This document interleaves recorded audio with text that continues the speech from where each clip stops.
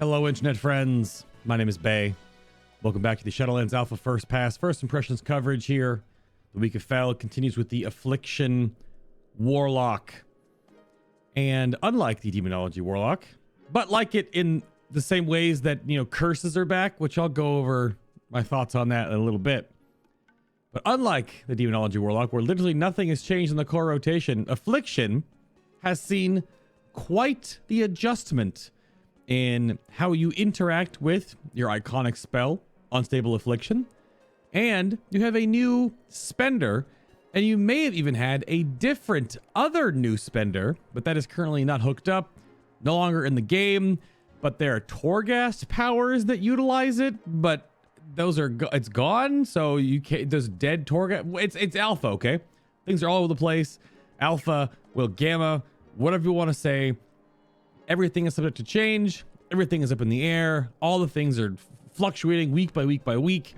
And right now is a great time for a whole bunch of feedback. And if you've missed any of the past testing coverage where I gather said feedback, or at least the initial stuff, we're doing a big old feedback junket coming up here mid-June. Check the description box for the channel guide down below. You will find links to all the testing VODs, all the dungeon VODs, all the YouTube links for every other class and spec we are currently doing, as well as the wrap-up series I am also doing for the alpha, the first pass in particular. You'll also find down there ways to support what I do here directly. So if you're looking for any bits and bobs and pieces and parts, I am a Corsair and Elgato fan. I have been since before I even signed with them. But if you're looking for mice, keyboards, peripherals, internal gear, capture cards for putting things on other things, Stream Deck for macroing a whole bunch of stuff if you are a fledgling streamer or a current one, or if you're use CAD or After Effects or whatever, you want a big old macro board for all your hotkeys, links down below to support what I do here on the channel directly. 10% off and free standard shipping. And if you, of course, you get something, let me know in my Discord or something like that, what you've picked up and purchased. If you have any ideas or thoughts about gear you might be looking for, let me know. I can let you know. But all right. Affliction Warlock. Affliction. And almost on cue, in a more happy tone, the music kicks off here. But the first thing we'll go over here is curses.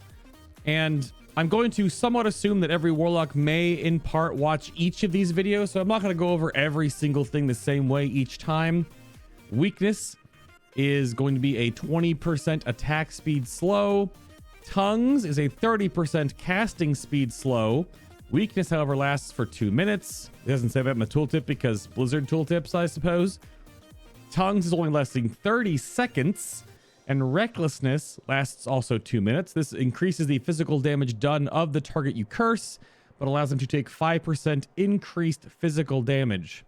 No Curse of Shadows or elements to give you essentially a parallel to the Demon Hunter buff, which could be a point of feedback that I think should be a thing. You can only put one up at a time anyway, but giving a little bit more freedom for those types of buffs would be nice if Curse of Recklessness didn't also stack with the monk buff Mystic Touch.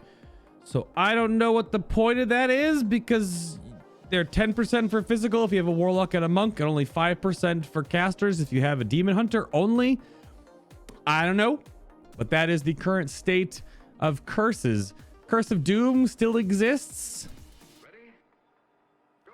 It still has the weird if the target dies by the Doom tick, which is the old Doom, which lasts a minute and ticks once per minute. Which for Demonology, they can get improved Doom, which basically converts it to the live version of Doom. But for Destruction and Affliction here, Demonology gets like the quote-unquote better version, but it still does, it's like 4 Shadow Bolts worth of damage in a minute. And the Doom Guard effect, which is uncontrollable, you have to actually enslave it so you lose your current demon that you have out, is a 5% chance when the target dies to the Doom.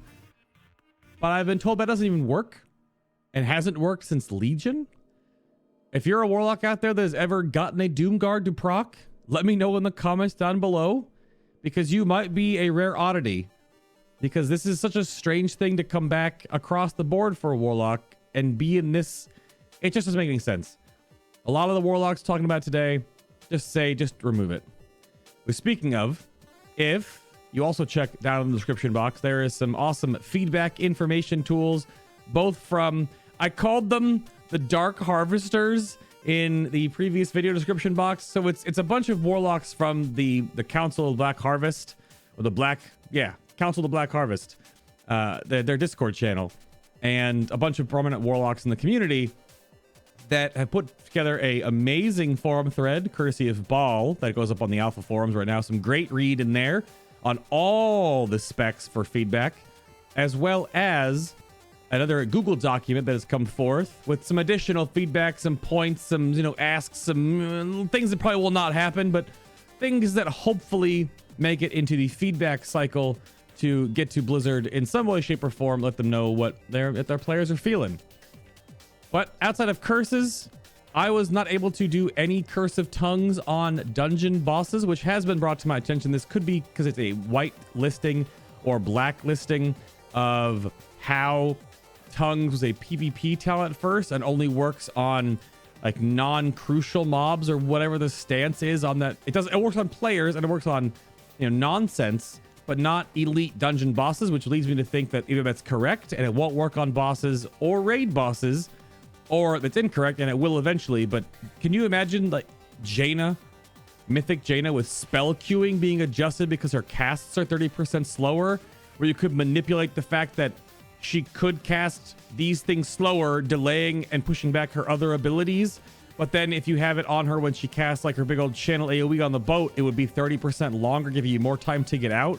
But then it would also slow down the effect of her actually like putting out the fires and the ballista, so you can't shoot the boats to get the boats away. So you then take Curse of Weakness and put it on her, and then you take off Curse of Tongues, and then it makes her cast normally again to speed up her spell. It's a nightmare. No, that sounds like no fun there at all. Some of you may be going like, yeah, sounds actually kind of fun. That sounds like such an absolute nightmare to figure out from a Blizzard standpoint, for them to get it right, that you can't just completely change how bosses queue up abilities. I don't know about that at all, Scooby-Doo. I do not know about that at all. So, Demonic Circle is also totally baseline. It's in the wrong part of your spellbook, but at least now you always have Demonic Circle because you're a Warlock. That is going to be your core base utility there. Burning Rush still exists in your tier of not taking damage, which makes you take damage, so you can take that as well. But at least the baseline Demonic Circle does have the blooping back and forth, of course, to your desired destination, which you can just plop down again somewhere else every 10 seconds and then, jump to that every 30. That's core to the Warlock class. That's coming back. Corruption is back for all Warlocks, but for Affliction, it's instant cast, because you do have over here in your passives improved Corruption, which is Corruption is now instant. Corruption for Demonology will probably never be cast. It's a long cast time, and it does like 2 Shadow Bolts worth of damage over 14 seconds. Yikes. It doesn't seem like it's worth it at all. Flavor, sure, I guess it's part of the journey leveling up, but it may have no interaction with the spec at all, and you may just forget about it and never use it the whole time you're leveling or doing anything. However, it was slightly buffed. So on live right now, this is obviously alpha numbers, which is weird why it's so weak. It's only 63% of your spell power in BFA. It's 78.75%, which could just be because of the squish, because I mean, look at my intellect is a little bit tiny. I'm level 50 character templates right now. I'm sure our stats will get a balloon ridiculously, getting all the way up to 60. We're probably gonna go from 10,000 HP to 50,000 HP or something ridiculous. But the int is so small, they probably rebalanced some spells baseline. But what's weird about that is that you're seeing the version I also have Absolute Corruption currently targeted here, and it's still like not great damage, which actually, to make sure I don't get bugged in combat here, let me turn that off. Back over Fel Puppy. And speaking of Fel Puppy, I have this one out because you used to have the ability, each Warlock used to have their thematic pet, right? Destruction had Imp, and Affliction had the Shadow Bite that dealt increased damage based on the Dotslinger target, so you always use the Fel Puppy. But when they re-baselined Warlock pets in Legion to all basically do the exact same amount of damage, so it becomes a utility thing, that was great. And, you know, pet weaving became a thing. You could swap to pets. You can even like bring out your succubus to like mesmerize and CC things in dungeons. Ha! What's CC though? Am I right? But now,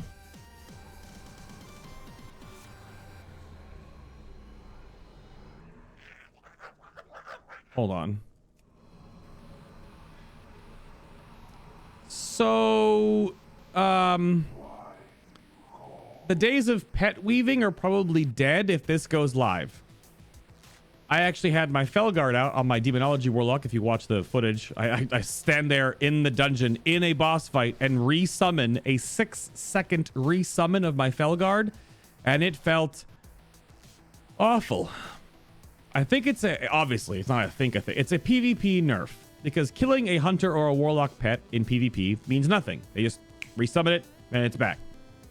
So sure, having this huge lockout time is great, but couldn't this be a flag for whilst in queued PvP activities, rated battlegrounds, arenas, BGs, etc.? So having some type of counter to breaking, you know, to killing the warlock pet does limit their abilities, you know, and their utility therein, some survivability therein, of course, too, things of that nature. It just seems like a complete weird thing to change, because for PvE, now you're even more restricted, and for demonology it's worse. For at least for affliction and destruction, you can have out your fel puppy to have, of course, your interrupt, because having an interrupt baseline should just be a thing for everyone, even if it's a different form. You don't even have the PvP talent that demonology has, which is like the call fel stalker, which is the instant just version of their interrupt. It doesn't have any animation or whatever, but there's something missing there for the warlock, and we'll see. We will see. Tongue-Tied is a new talent down here, which is basically a PvP talent in your PvE tree. It doesn't even work right now. It isn't even hooked up, so it does nothing. It's basically when you slow a spell cast, that caster will then have healing absorbed on them. It's Necrotic Strike, essentially, from the DK kit, but it doesn't do anything right now. And the note that I put here, too, if it scales with your spell power, how much does it even absorb if it's going to be a thing? So take a raid boss, for example, where you can put tongues on a raid boss in this situation where you can, or a dungeon boss, right? They've got millions of health. They cast some ability, and then they have something else that they have to have something that heals them as well to even work. What if it's a 20k absorb or a 50k absorb? But a lot of PvE mob healing is percentage based. They've got millions of health. What is your 20k absorb to a heal that might heal them for 1 million? Or 500,000 or even 100,000? It's such a tiny thing to even put together. Now in PvP, sure, right? Put that on a healer, right? They got hots rolling, it automatically snaps, they get healing absorb, you can burst the healer a little bit more, right? Maybe you got a Havoc Demon Hunter there that can Mortal Strike the entire world with Mortal Rush. Yes, that you heard me right. Currently, Havoc Demon Hunters are getting an AoE Mortal Strike. Peppa Hands? I don't know. But it seems weird. Dark Pact is going to be scaling with additional spell power. You see right there, but it's not hooked up yet. It says additional 0 for 20 seconds. So Dark Pact could be stronger, which Demon Skin is just passive DR and additional Soul Leech maximum capacity. And of course, Dark Pact is that big, juicy, chunky shield you can use. But usually you take Burning Rush all the time because Warlock's kind of slow. That might change a bit because you have baseline Demonic Circle, but you've also been basically talented into baseline Demonic Circle for forever. I don't know. Dark Fury also got buffed a little bit. It's still 15 yard or 15 second cooldown reduction, but it's 2 additional yards on the stun. I argue that it's probably still a little bit too weak. It'd be nice if it shaved off just a slight bit of that cast time. It can't make it instant because then it'd be really silly, but it's still that 1.5 second cast time. Maybe if it shaved off like 0.5 seconds or 0.2 to get it sort of like right under your base GCD on your cast speed, that would make it feel a little bit nicer with the talent, of course, Mortal Coil still being there, and everything else is the same talent wise. The only icky point real quick here before I get into the brand new stuff is that Death Bolt is and looks like it's going to be very, very weak if it doesn't change before live, because this very important point. So I got UA right there. It didn't cost a soul shard. Now my UA is over here. Hold on. I'll put back over here real quick. Now my UA is over here. Unstable Affliction now is just a rotational enabler. Still has the 10% sort of contagion damage debuff during it, which can of course stack with Haunt or, you know, Shadow Embrace at that point. But now it just is a cast time dot that deals its damage over a very much longer of a time. And overall, it lasts for 16 seconds on cast. It doesn't actually pandemic properly yet. It should go to 21 seconds when recast. It does not currently do that. It only adds 2 seconds, so something is a little bit busted there. But it just deals damage over time. It does not cost a soul shard. It is essentially your single target. I'm attacking this target or adding more damage to this target dot in this case. But again, the tooltip's broken, and also the damage it's doing over time is also not totally correct. And as you can even see there, the Dispelled Silence damage is also broken in the tooltip when they were trying to add the limit 1, because you can only have, let me turn all my nameplates back on here. You can only have 1 UA active. No matter how many targets you're attacking, you get 1 UA, period. But, I mean, it worked fine. I played the dungeon with Haunt in it, and having the extra 10% damage on top of the 10% damage, funneling in with Drained Soul during the execute window. Felt okay. Felt okay.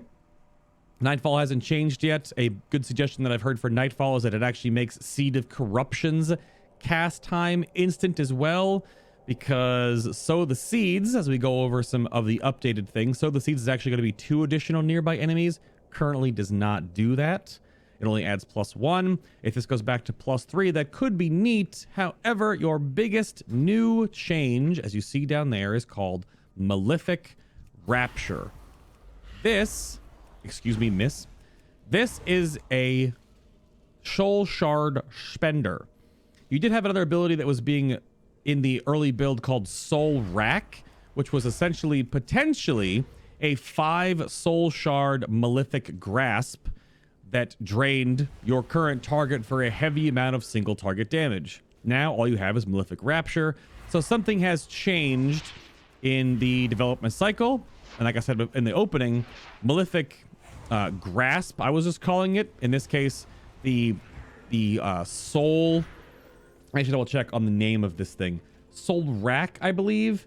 I was actually sent images showing off that it still existed in Torghast. Yeah, Soul Rack. One of the powers was that it had a 15% chance to refund you 5 soul shards upon completion, but that doesn't exist. So what this does, Malefic Rapture, is your damaging periodic effects will erupt, causing additional shadow damage per dot on the target.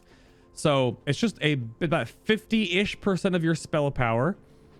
And if you have 1 dot on the target, it will deal the damage it deals. If you have 2 dots on the target, it'll deal increased damage because there's 3 dots up there. That's at 464. And if you have, let me refresh my dots here. If you have all 3 dots, the core dots, it'll do even more damage. And it does scale up, of course, with the Unstable Affliction window. If you put up Haunt, which has been a pretty core spell for single target damage on Affliction, it'll go up even more, of course, because it gains 10% more on top of the fact that it deals damage based on 3 dots. This, of course, will go up again if you put Siphon Life on the target. It will not work with Phantom Singularity right now. It seems like it does not treat Phantom Singularity as a DOT, a damage over time. It does work with Vile Taint just fine, though. So burst AoE, Vile Taint into Summon Dark Glare into Malefic Rapture with like 1 Seed of Corruption baseline thrown in there to at least spread corruption. Definitely pretty good. I was trying out to see if Sow the Seeds damage on AoE situations was something you could be able to spam, because a Seed of Corruption costs 1 soul shard but has a ridiculous long cast time, and Malefic Rapture has a 1 soul shard cost but only hits each individual single target, whereas Seed of Corruption would blow up. The damage of Seed of Corruption was also buffed. If I do have that written down here, it was buffed up to 30% of your spell power, up from BFA's 24. And there was some comments in chat about how it looks like Seed of Corruption would cannibalize your use of Malefic Rapture. But even on a pure single target situation, if you pop a Seed of Corruption, doink, on all the AoE, then you would hit some Malefic Raptures. Obviously, you'd have to lead your AoE rotation in with a couple Agonies, because you need to have Agonies ticking to give you that. I was told like 3 minimum targets is what you would like to set up with Agonies to make sure you start getting that Soul Shard generation going. 5 targets, I think, was when the diminishing returns really hit you hard, that whole percentage base per tick to give you a Soul Shard. But obviously, if you're not generating Soul Shards in AoE, you're not going to have any. There's people that have been saying they've data mined or looked through to see if Demon Wrath was coming back for the Demonology Warlock, so they get their like moving AoE generator. But right now, there's nothing different for Affliction for generating anything other than just cast Agony. Pretty much all you cast Agony. That's really it. So this is how you'll be both single target funneling in a way and AoEing in a sense. Even though you're not actually AoEing mobs, you are hitting every mob that has your dots on them. But you AoE, or AoE, or if Phantom Singularity works on at least the single target for boss burns. Usually Phantom Singularity has been the single target go-to option. But maybe Vile Taint does, so it kind of jives up the rotation a little bit more. And so the seeds, if it's enough damage. In the logs we looked at today from the new dungeon, which you can watch the whole dungeon run, again, listed on the channel guide or linked down below. It may be a thing if Seed of Corruption was a 2-second base cast time reduced by haste, which I put forward as the only real feedback I think on this that we can discernibly see a change to, because 2.5 seconds is longer than a Chaos Bolt. It's just hard to use Seed of Corruption in a spammable AoE sense. But that leads me now to AoE caps. If you've heard about all the AoE caps that are changing and targets and blah, blah, blah. Vile Taint has no AoE cap because it hits everything in the area with that 10-second dot, which of course can still be extended by Summon Dark Lair. Phantom Singularity has no target cap because it's a single target damaging aura that damages around that target. No damage fall off there. The explosion from Seed of Corruption, also no damage fall off there. So there's no AoE caps on anything, or even the square root formula, which we've seen for Demonology. Their Felguard has the 8 target cap on its Fel Storm, which does limit one of their talent choices in overall, oomph comparatively. But cross-dotting, which is what the Affliction Warlock does, doesn't have any limitation within that realm of AoEing. So that's a slight nudge. I really think it's a slight nudge, or like, elbow in the ribs a little bit there, that a lot of the AoE caps and the new damage divided by the square root of the targets you're attacking for a lot of other AoEs is a slight nudge that Blizzard's trying to make it so that casters, certain casters maybe, which didn't see much favor in the Mythic Plus scene, will now be looked upon like, we can splash a Warlock at our Mythic Plus like 20 run because they don't have any AoE caps like our Rogue does. Even if our Rogue will still hit things over and over and over and over and over again, the rot of the Affliction Warlock or the AoE of a Frost Mage will be so continuous on all of those targets that are involved that it'll make up for the fact that they don't really have an interrupt. I mean, you can bring your Fel Puppy out, just hope it doesn't die to, a Thorns effect or something.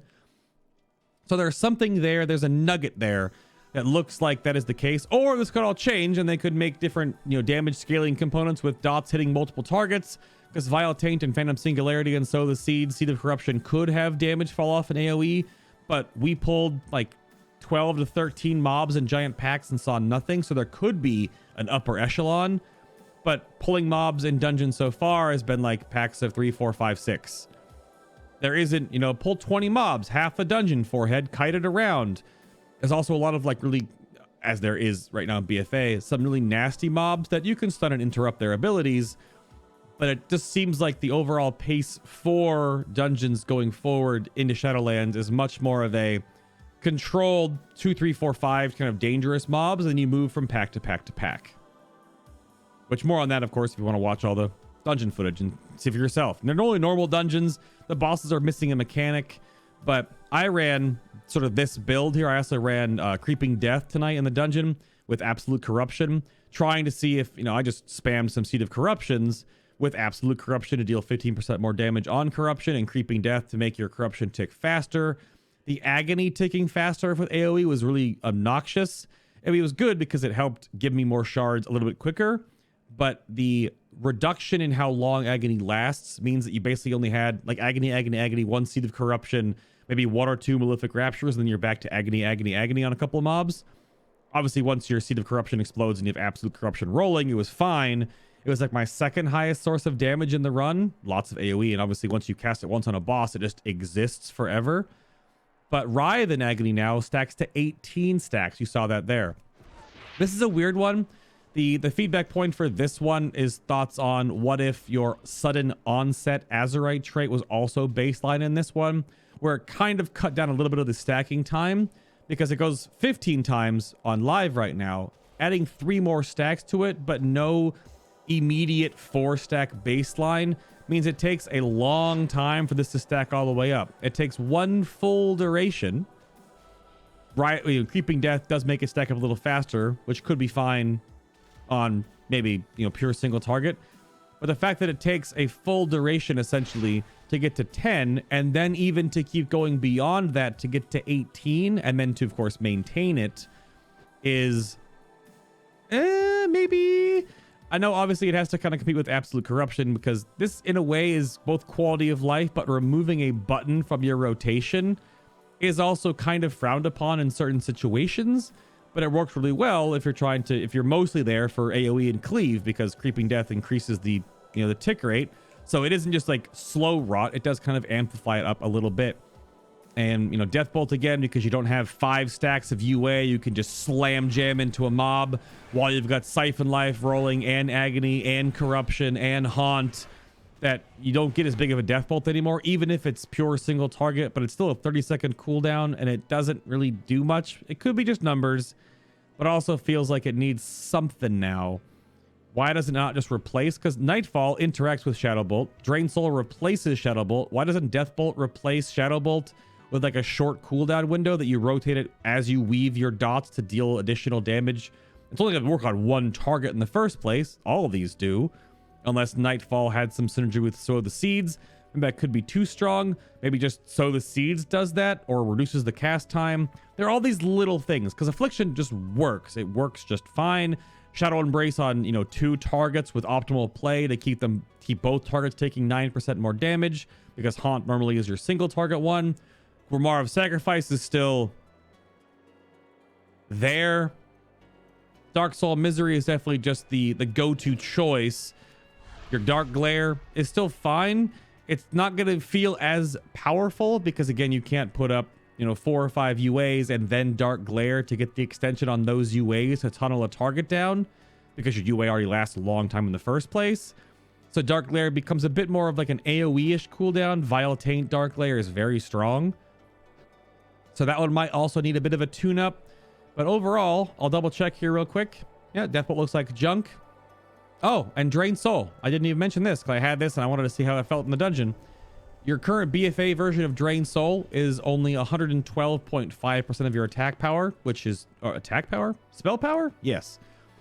It's very weak. It's 140.625. I have no idea why they went 3 decimal places there where they did, but a pretty big jump up in your overall spell power for Drain Soul could make a comeback in the sort of patchworky, bursting situations. Or I was using it, of course, to snag soul shards on trash packs to move into the next trash pack with more soul shards to cast more Seeds of Corruption. But if it's strong enough to be workable, obviously a big part of the Warlock, the Affliction Warlock, is to drain. There's also a Kyrian ability that works with life, with Drain Life as a core ability, so we'll see if that plays out. That's the Affliction Warlock. Let me know what you think down below. If you're looking for any upgrades to your current rig, I'm a Corsair partner, been a fan of their stuff for a very long time. You'll support what I do here on the channel if you pick up any new hardware and gear. Link is below, and then the discount code is also right there. It's a 2-part process. But if you're a Warlock, give me your thoughts and feedback down below as well. Destruction Warlock's coming up next. Thank you all for watching, for listening, and for coming along on this crazy journey with me. I will see you all in the next Shadowlands Alpha testing vidya.